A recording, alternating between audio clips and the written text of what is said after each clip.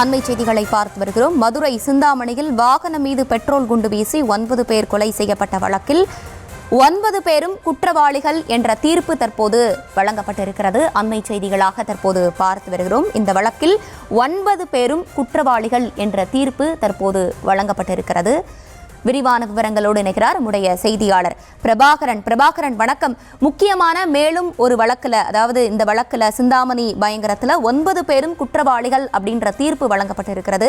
இவர்களுக்கான தண்டனை விவரங்கள் எப்போது அறிவிக்கப்பட இருக்கிறது? முழு விவரங்கள். வணக்கம் மேடம். கடந்த 2012ஆம் ஆண்டு அக்டோபர் 30ஆம் தேதி ராமநாதபுரம் மாவட்டம் பசும்பொன்னில் நடைபெற்ற முத்துராமலிங்க தேவர் ஜெயந்தி மற்றும் குருபூஜை விழாவில் பங்கேற்றுவிட்டு இளைஞர்கள் சிலர் வாகனத்தில் மதுரை நோக்கி திரும்பிக் கொண்டிருந்தனர்.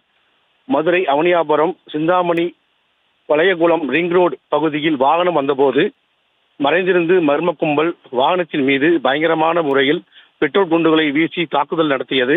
இந்த தாக்குதலில் வாகனம் தீப்பற்றி எரிந்ததில் பலத்த காயமடைந்து சிகிச்சை பெற்று வந்த 7 பேர் அடுத்தடுத்து உயிரிழந்தனர். இந்த சம்பவம் தொடர்பாக காவல்துறையினர் பல்வேறு பிரிவுகளில் வழக்கு பதிவு செய்து பலரை கைது செய்து பாதுகாப்பு மற்றும் நிர்வாக காரணத்திற்காக இந்த வழக்கு மதுரை நீதிமன்றத்தில் இருந்து கரூர் மாவட்ட அமர்வு நீதிமன்றத்திற்கு மாற்றப்பட்டு கடந்த சில ஆண்டுகளாக தீவிர விசாரணை நடைபெற்று வந்தது. இந்த வழக்கில் தொடர்புடைய 9 நபர்களும் கரூர் நீதிமன்றத்தில் இன்று காலை ஆஜர்படுத்தப்பட்டனர். இந்த நிலையில் மதுரை அவனியாபுரம் காவல் நிலையத்துக்கு உட்பட்ட சிந்தாமணி அருகே பெட்ரோல் குண்டு வீசி வழக்கு குற்றம் சாட்டப்பட்ட 9 பேரும் குற்றவாளிகள் என அறிவிக்கப்பட்டுள்ளது. தண்டனை விவரங்கள் நாளை மறுநாள் அறிவிக்கப்படும் என கரூர் நீதிமன்றம் உத்தரவிட்டுள்ளது.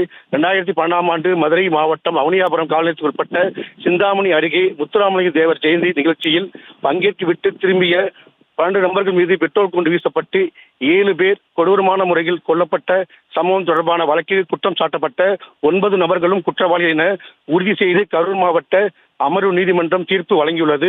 குற்றவாளிகளுக்கான வழங்கப்பட்ட தீர்ப்பின் அடிப்படையில் தண்டனை விவரங்கள் நாளை மறுநாள் 25ஆம் தேதி அறிவிக்கப்படும் என நீதிபதி உத்தரவு பிறப்பித்துள்ளார்.